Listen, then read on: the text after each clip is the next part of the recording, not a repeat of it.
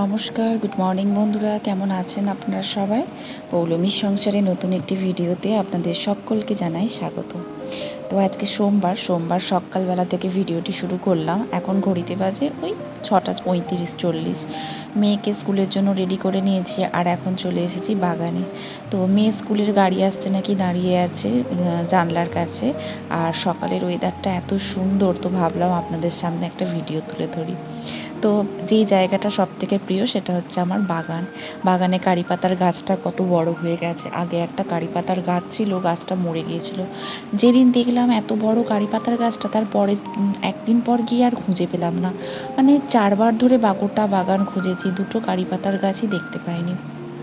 অনেক কষ্টে চরণ কাকু যত্ন করে করে এই গাছটাকে লাগিয়েছিল। এই গাছটা তো বড়ই হচ্ছে না, প্রায় 1 বছর হয়ে গেল এরকমই ছিল। এখন দেখছি অনেকটা বড় হয়েছে।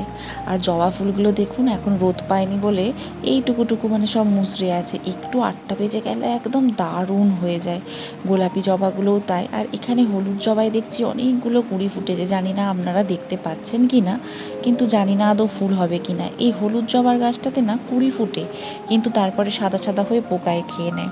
যাই হোক, মাঝখানটাতে গরমকালে তো কোনো ফুলই ফুটছিল না, একটা জবা ফুল ফুটছিল না। অল্প টগর ফুলেই পুজো হতো। এখানে বেলে ফুল, তারপরে এখানে সাদা অপরাজিতা, নীল অপরাজিতা, কত ফুল ফুটেছে। এই জায়গাটা আমার শ্বশুরবাড়ির মধ্যে সব থেকে, আমার বাবার বাড়িতে বাগান টাগান ছোটোবেলা থেকেই দেখিনি, কিন্তু শ্বশুরবাড়িতে এসে এই বাগানটি দেখে আমার বড় ভারী পছন্দের। খুব ভালো লাগে। সকালে ঘুম থেকে উঠেই না আমি চা নিয়ে এখানে দাঁড়াই। আর যেদিন চা হয় না, এমনি দাঁড়িয়ে দাঁড়িয়ে দেখতে থাকি। আর ওয়েদারটা দেখুন, বর্ষাকাল যেন ছেড়ে যাবে না। কি সুন্দর ওয়েদারটা, বাতাস দিচ্ছে ঠান্ডা ঠান্ডা। সত্যি কথা বলতে ঘুমটাই ভেঙে গেল।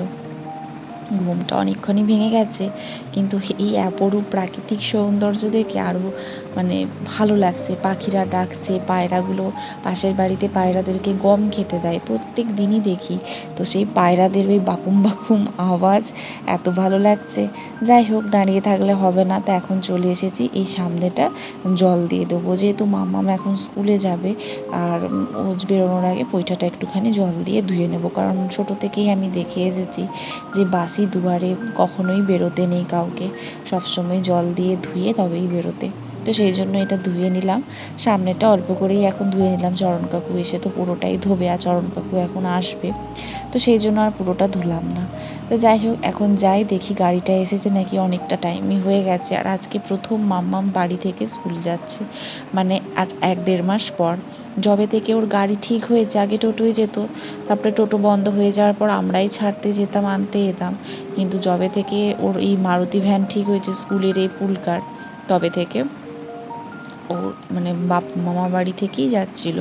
তো এই আজকেই ফার্স্ট টাইম যাচ্ছে। আর প্রথমে মনে হয় 1-2 দিন গিয়েছিল। তো যাই হোক, দাঁড়িয়ে আছি আর পুকুরটা দেখছি। পুকুরটাকে দেখলে না এখন ভয় লেগে যাবে। বর্ষার জলে পুকুর একদম টইটুম্বুর হয়ে গেছে। সকালে কিছু মানুষকে দেখছি জল আনতে এসেছে। আর ওইদিকে যে আছে, ওখানে প্রত্যেক দিন সকালে ওই যে আশ্রয় বলে একটা আমাদের বাড়ির সামনে পুকুরের পাশেই একটা বড় লজ আছে, ওখানে জুম্বা ক্লাস হয়। সকালবেলাতে ভালো হিন্দি গান সব ডান্সের চালিয়ে দেয়, দিয়ে 1-2 করে সব ডান্স হয়, বাচ্চা বড় সবাই মিলেই করে। তো যাই হোক, বক বক করে লাভ নেই, এখন অনেকটা বেলা হয়ে গেছে, প্রায় 9:30। বেবি দিয়েও তার কাজ টাজ করে চলে গেছে। এখন আমি চলে এসেছি চা বসাবো বলে। আর গতকাল এই শোকেসটা না ভালো করে একদম ভিম লিকুইড দিয়ে পরিষ্কার করে মুছেছি। এই গ্যাস ওভেনের পাশে যেহেতু এইটাও পরিষ্কার করেছিলাম কিছুদিন আগে ভিম লিকুইড দিয়ে, আর এই দিকটাও করলাম। চিমনিটার অবস্থা খুব বেহাল, তো চিমনির লোককে ডাকতেই হবে। রান্নাঘর একদম বাসন কোসন গুছিয়ে টুছিয়ে একদম ঝকঝক চকচক করছে। বেবি দিয়েও কাজ করে চলে গেছে, সমস্ত গোছানা গাছিনি হয়ে গেছে। এখন শুধু চাটা নেব আর গিয়ে একটু বসবো। সত্যি কথা বলতে কি, এখন এই চা নিয়ে বসে 10টা মিনিট বসা মানে এটাই আমার কাছে মি টাইম। আলাদা করে মি টাইম বলতে কিছু নেই। আর সকালবেলায় মাম্মামকে স্কুলে গাড়িতে তুলে দিয়ে এসে আমি একটু শুয়ে পড়ি, কারণ অত তাড়াতাড়ি উঠে কী করব, বেবিদি যতক্ষণ না আসে রান্নাঘরও পরিষ্কার হয় না। রান্নাঘর পরিষ্কার না হলে চাই বা করবো কেমন করে, বেবিদি আস্তে আস্তে সেই 9:45। তাই আমারও রান্নাঘরে ঢুকতে ঢুকতে 9:20 9:30 তো হয়েই যায়। আর যেহেতু চরণ কাকু এখন আসছে, তাই ঠাকুর ঘর করা বা ফুল তোলা এগুলো কোনোটাই এখন আর করতে হয় না। না হলে চরণ কাকু না এলে প্রথমে আমি ফুল তুলতে যাই, তারপরে ঠাকুর ঘর করি। এখানে আমার আর বাবার চাটা আমি বসিয়ে নিয়েছি, আর ওখানে বসালাম এখন চরণ কাকুর চা। আমরা তো বিনা চিনির চা খাই সকালবেলায়, চরণ কাকু তো আর বিনা চিনির চা খায় না, তাই চরণ কাকুর জন্য একটু চিনি দিয়ে ফুটিয়ে নিই চাটাকে আমাদের চাটা ছেঁকে নেওয়ার পর। আজ সকালবেলায় মাম্মামের জন্য যে দুধটা আনা হয়েছে, সেই দুধটা হঠাৎ করেই দেখছি যে একটু কেমন মানে ছানা ছানা, ওটা কোনো গন্ধ ছাড়ছিল। ও বাবা, তারপরে যেই দুধটা গ্যাসে তুললাম সঙ্গে সঙ্গে দুধটা কেটে গেল। তো ভাবলাম আজকে ওকে দুধ ওটস খাইয়ে দেবো, কিন্তু দুধটা হঠাৎ করেই কেটে যায়।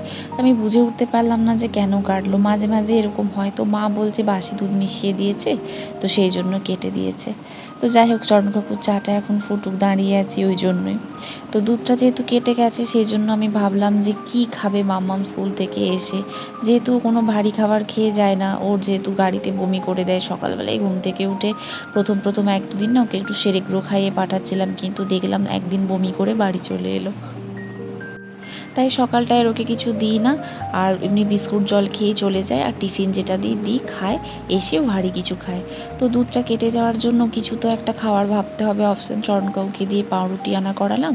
এখানে আমি, মা আর আমার মানে তানিশ তিনজনে এখন ডিম পাউরুটি খাবো। তো এখানে ওই জন্য ডিম টোস্ট করে নিলাম। মাম্মামও চলে এসেছে স্কুল থেকে, তো ওকেও এখন দিয়ে দেবো। ঘড়িতে বেজে গেছে 11টা 15 কুড়ি। মাম্মামের বাবা গেছে বাজার।